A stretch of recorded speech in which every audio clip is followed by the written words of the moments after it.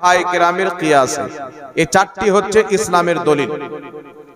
চারটি দলিলের মধ্যে প্রথম হচ্ছে কিতাবুল্লাহ, আল্লাহর কিতাব। দ্বিতীয় নাম্বার সুন্নাতে রাসূলুল্লাহ, রাসূল পাকের সুন্নাত। তৃতীয় নাম্বার ইজমায়ে উম্মাত। চতুর্থ নাম্বার হচ্ছে কিয়াস। একটি কিতাব রয়েছে, যেই কিতাবটির নাম হলো উসুলুশ শাসি। এখানে যত উলামায়ে কেরাম দেখছেন সবাই সেই কিতাবটি পড়ে আলিম হয়েছেন। এই কিতাবের মধ্যে লেখা আছে ইসলামের দলিল হলো চারটি: কোরআন, হাদিস, ইজমা, কিয়াস। এখন কথা হচ্ছে, আল্লাহ তাবারাক ওয়া তাআলা বলেছেন এই পবিত্র কোরআনুল কারীমে এমন কোন জিনিস নাই যার জ্ঞান এই কোরআন পাকে নাই। বিজ্ঞানের জ্ঞান কোরআন পাকে আছেন, জিওগ্রাফির জ্ঞান কোরআন পাকে আছেন, ম্যাথমেটিকের জ্ঞান কোরআন পাকে আছেন। যত রকমের জ্ঞান, জমিনের ইলিম, আসমানের ইলিম, জগতের ইলিম এই পবিত্র কোরআন পাকে রয়েছেন। জান্নাতের জ্ঞান, জাহান্নামের জ্ঞান, হাসরের জ্ঞান, প্রত্যেকটা জিনিস এই কোরআনুল কারীমের মধ্যে রয়েছেন। তো প্রশ্ন হচ্ছে ব্রাদার ইসলাম, কোরআনুল কারীমে যখন প্রত্যেকটা জিনিসের জ্ঞান রয়েছে, তো আমাদের জন্য কোরআনই যথেষ্ট হতো, হাদিসের কেন দরকার পড়ল? হাদিসের কেন প্রয়োজন পড়ল? তো পৃথিবীর মুসলমান এই পবিত্র কোরআনই আমাদেরকে হাদিস মানতে বাধ্য করেছে। আল্লাহ পাক পবিত্র কোরআন কারীমে যেখানে নিজের আদেশ মানতে বলেছেন, হুকুম মানতে বলেছেন, তারপরই রাসূলে পাকের নাম আল্লাহ উল্লেখ করে দিয়েছেন। পুরো কোরআন পাকে কোনো একটি জায়গাতে এই কথা নাই যে তোমরা শুধু আল্লাহর হুকুম মানো। বরং কোরআন পাকে কোথায় রয়েছেন? আতিউল্লাহ ওয়া আতিউর রাসূল, তোমরা আল্লাহর আদেশ মানো, রাসূলের আদেশ মানো। একটু তাড়াতাড়ি করুন না। তোমরা আল্লাহর আদেশ মানো, রাসূলের আদেশ মানো। কোথাও রয়েছেন আল্লাহ পাক বলেছেন তোমরা আল্লাহর হুকুম মানো, রাসূলের হুকুম মানো। কোরআনুল কারীমে আল্লাহ তাবারাক ওয়া তাআলা নিজের হুকুম মানার পর রাসূলে পাকের হুকুমকে মানতে বলেছেন। এমন কি যে আল্লাহ পাক বলতেছেন, মাই ইউতিউর রাসূলা ফাকাদ আতা আল্লাহ, যেই ব্যক্তি আমার নবীর আদেশ মানলো সেই ব্যক্তি আল্লাহরই আদেশ মানলো।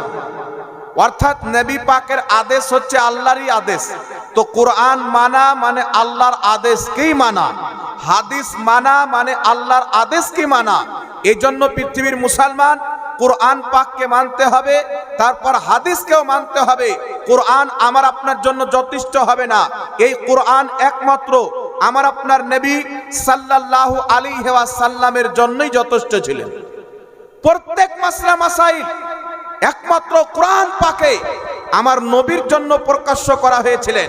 বান্দা কোরআনের সবকিছু পাবে না, বান্দার জ্ঞান অতটুকু নাই যতটুকু জ্ঞান আমার আপনার নবীকে আল্লাহ পাক দিয়েছেন। তাই বান্দাকে হাদিস পড়তে হবে, হাদিসেও সমস্ত জিনিস পাবে না, তার জন্য ইজমা মানতে হবে, ইজমাতেও পাবে না, তার জন্য সেই ব্যক্তিকে কিয়াস মানতে হবে। যদি কিয়াস আর ইজমাকে বাদ দেওয়া হয় তাহলে কোরআনকে অস্বীকার করা হবে, হাদিসকে অস্বীকার করা হবে। আল্লাহ পাক পবিত্র কোরআন পাকে বলছেন, ব্রাদার ইসলাম এই কথা আপনাদের সম্মুখে এই জন্য উপস্থাপন করতেছি, বর্তমান সমাজে কিছু লোককে একটা ধারণা দেওয়া হচ্ছে যে কোরআন আর সহিহ হাদিস ছাড়া কিছুই মানা যাবে না। কিয়ামতের সকাল পর্যন্ত এমন কোন কোরআন পাকের আয়াত, এমন কোন হাদিস কেউ পেশ করতে পারে না যে কোরআন আর সহিহ হাদিস ছাড়া কিছুই মানা যাবে না। যে কোরআন আর সহিহ হাদিস ছাড়া কিছুই মানবে না সেই ব্যক্তিও মুসলমান হবে না, আর যেই ব্যক্তি কোরআন মানবে হাদিস মানবে না সেই ব্যক্তিও কিন্তু মুসলমান হবে না। ব্রাদার ইসলাম একটা ফিরকা বেরিয়েছে, যে ফিরকাটার নাম হলো আহলে কোরআন। তারা বলতে চায় যে কোরআন থাকতে আমরা হাদিস কেন মানবো? হাদিস তো মানুষ লিখেছে, এটা তো নবী পাক লেখেনি। এই হাদিস তো ইমাম বুখারী লিখেছেন, ইমাম মুসলিম লিখেছেন, ইমাম তিরমিজি লিখেছেন, আর কতগুণ রাবির মাধ্যমে এসেছে। তার মধ্যে আবার মিথ্যা বর্ণনাকারী, সহিহ বর্ণনাকারী। হাদিস মানতে গেলে অনেক ভেজাল রয়েছে, তাই আমরা হাদিস মানবো না, ডাইরেক্ট কোরআন পাককে মানবো। এখন আপনারা বলেন, বাবা যারা শুধু কোরআনকে মানে, আহলে কোরআন যার ফিরকার নাম দিয়েছেন, তারা কি আপনাকে বলবে এই কোরআন হচ্ছে আল্লাহর কালাম? এমন কোন জিনিস রয়েছে যেটা আমার আল্লাহ বলেনি। আল্লাহ তো সব বলে দিয়েছেন, তো সব যখন কোরআন পাকে আছে তো হাদিসের প্রয়োজন নাই, সুতরাং আমরা আহলে কোরআন, হাদিস আমরা মানব না, বলে নাউজুবিল্লাহ। তাহলে সেই ব্যক্তি কি মুসলমান থাকবে বাবা? তো তারও কাছে তো যুক্তি আছে হাদিস অস্বীকার করার। যেমন ভাবে বর্তমান কোরআন এবং হাদিসের নাম নিয়ে ইজমাকে অস্বীকার করে, কিয়াসকে অস্বীকার করে, তেমনি ভাবে যুক্তি দিয়ে আহলে কোরআন হাদিসকে অস্বীকার করে। তো আহলে কোরআনও জাহান্নামে যাবে, আর যারা শুধু কোরআন হাদিস মান্যকারী বলে তারাও জাহান্নামে যাবে। জান্নাতে কারা যাবে? যারা কোরআনও মানবে, হাদিসও মানবে, ইজমা এবং কিয়াসও মানবে। জোরে বল সুবহানাল্লাহ। একটি আয়াত আপনাকে শোনাতে চাই বাবা। আমরা আহলে সুন্নাত ওয়াল জামাত যুগ যুগ থেকে মুসলমান। ইমামে আজম আবু হানিফা রাহমাতুল্লাহ আলাইহির কেউ মাযহাবকে মানে, কেউ ইমাম শাফির মাযহাবকে মানে, কেউ ইমাম মালিকির মাযহাবকে মানে, কেউ ইমাম আহমদ বিন হাম্বলের মাযহাবকে মানে। বর্তমান জামানাতে কিছু লোকের আকীদা হচ্ছে, তারা মানুষকে বলতে চায় কোরআন হাদিস থাকতে মাযহাব কেন মানবো? একটু গুরুত্ব দিয়ে লক্ষ্য করে শুনেন মুসলমান, নিজের ঈমানকে বাঁচাতে হবে, আকীদাকে বাঁচাতে হবে। নতুন নতুন ফিরকা মার্কেটে এসেছেন।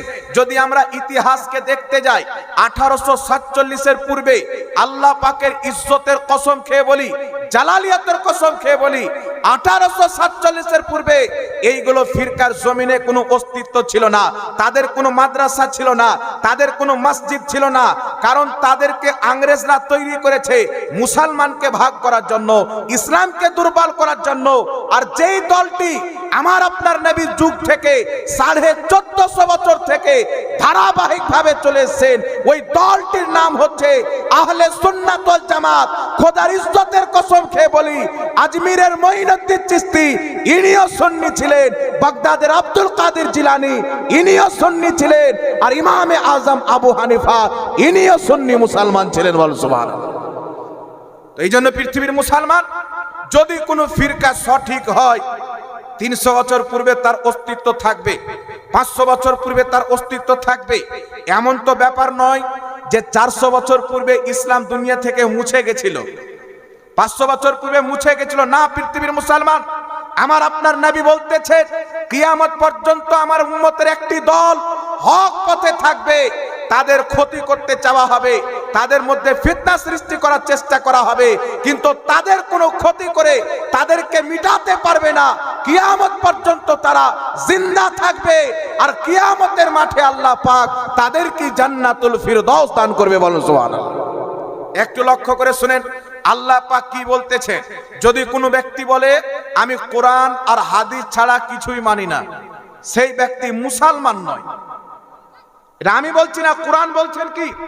আল্লাহ বলছেন ইয়া আইয়ুহাল্লাযীনা আমানু আতিউল্লাহ ওয়া আতিউর রাসূল ওয়া উলিল আমরি মিনকুম। আল্লাহ পাক বলছেন হে ঈমানদার বিশ্বাসীগণ, আতিউল্লাহ, তোমরা আল্লাহর হুকুম মানো। আল্লাহর হুকুম কোরআন, ওয়া আতিউর রাসূল, তোমরা রাসূলের হুকুম মানো। তো রাসূলের হুকুম হচ্ছে কোনটা? হাদিস। ওয়া উলিল আমরি মিনকুম, তৃতীয় নম্বর আল্লাহ পাক বলছেন উলিল আমরদের হুকুম মানো। এই উলিল আমরটাকে পূর্বের মুফাসসিরদের ব্যাখ্যাকে এখন আমি রাখতেছি, এখন আপনাকে বলতেছি আল্লাহ 3 শ্রেণীর ব্যক্তির হুকুম মানতে বললেন। নিজের একটা, দ্বিতীয় নম্বরে রাসূলুল্লাহ, তৃতীয় নম্বরে উলিল আমর।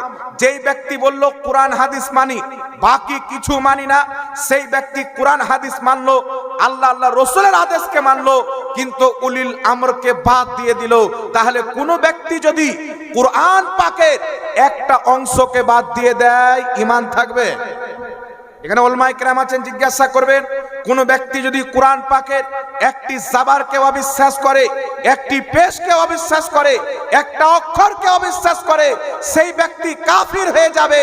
কোরআন পাকের প্রত্যেকটা অক্ষরের উপরে, প্রত্যেকটা জাবার এবং জেরের প্রতি ঈমান আনা প্রত্যেক মুসলমানের প্রতি আল্লাহ জরুরি করে দিয়েছেন। তো আল্লাহর হুকুম মানো, নবীর হুকুম মানো, কোরআন হাদিস। এবার আল্লাহ বলছেন উলিল আমরে মিনকুম। একটু আমার দিকে লক্ষ্য করে শুনেন পৃথিবীর মুসলমান, আগে কথাটা শুনেন কাদের কাদের হুকুম মানতে হবে, তারপর আপনাকে দলিলগুলো দিব, তো আপনার ব্রেন ইনশাআল্লাহ পরিবেশ করবে। উলিল আমরে মিনকুম, উলিল আমরদের হুকুমকে মানো।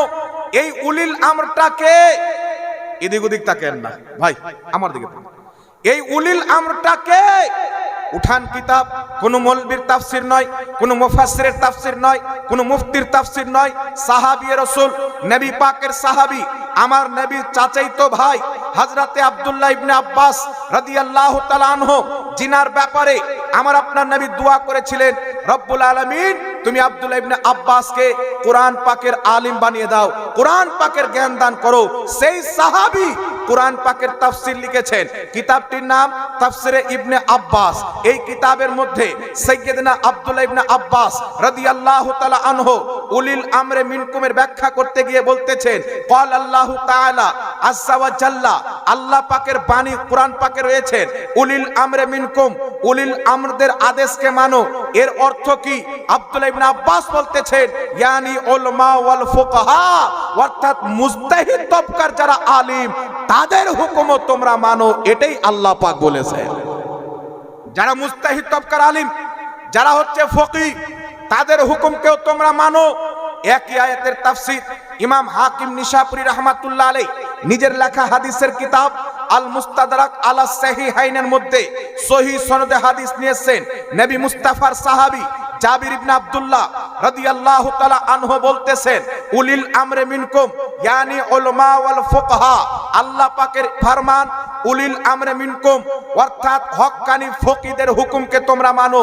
এই পৃথিবীর মুসলমান এখন মানুষ বলতে চায় কোন মুফতি কি বলেছেন, কোন ইমাম কি বলেছেন, কোন মুহাদ্দিস কি বলেছেন। আমরা এটা দেখতে চাই না, আমরা দেখতে চাই নবী কি বলেছেন, কোরআন কি বলেছেন।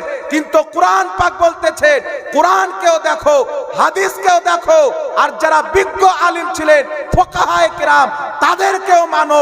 তো যেই ব্যক্তি কোরআন হাদিস মানবে, ফুকাহাদেরকে মানবে না, সেই ব্যক্তির কোরআন অস্বীকার করা হলো, মানা হলো না। দুটা কথা তো মেনে নিল, আল্লাহর আদেশ মানো, নবীর আদেশ মানো, উলিল আমরকে বাদ দিয়ে দিল, হক্কানি ফকিহকে বাদ দিয়ে দিল। তাহলে সেই ব্যক্তি কোরআনের দুটো অংশকে নিয়ে একটা অংশকে বাদ দিয়ে দিল, তাহলে কোরআন পাককে মানা হলো? জোরে বলতে হবে।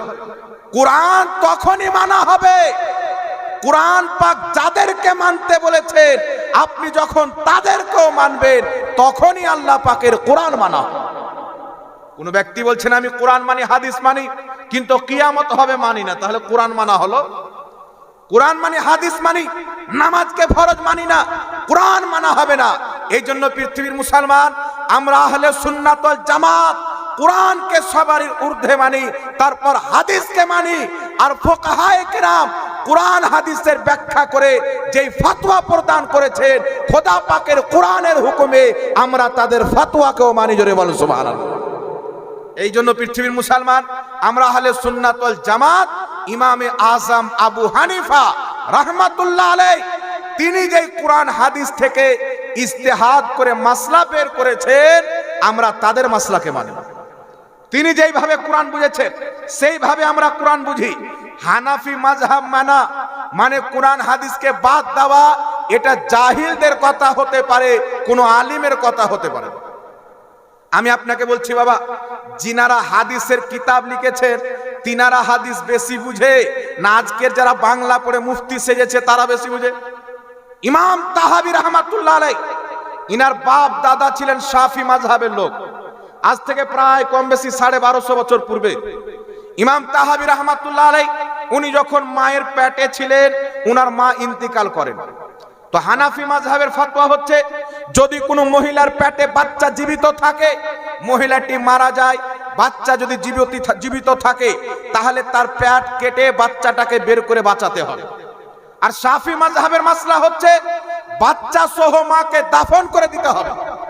তো ইমাম তাহাবী রাহমাতুল্লাহ আলাইহি মায়ের পেটে আছেন, উনার মা ইন্তিকাল করেছেন, বাপ দাদা সব শাফি মাযহাবের ফলোকারী, তাহলে কি হবে বাবা? বাচ্চা সহ দাফন করতে হবে। কিন্তু ওই জায়গাতে হানাফি মাযহাবের প্রতি আমল করে পেট কেটে যেই বাচ্চাটাকে বের করা হলো, পরবর্তীতে সেই বাচ্চা এত জ্ঞান অর্জন করলেন, এত ইলম অর্জন করলেন, যুগের ইমাম তাহাবী হয়ে গেলেন। ওই ইমাম তাহাবী লক্ষ লক্ষ হাদিসকে মুখস্থ করে পৃথিবীর মানুষকে আকীদারও কিতাব দান করেছেন, হাদিসেরও কিতাব দান করেছেন। জোরে বল সুবহানাল্লাহ।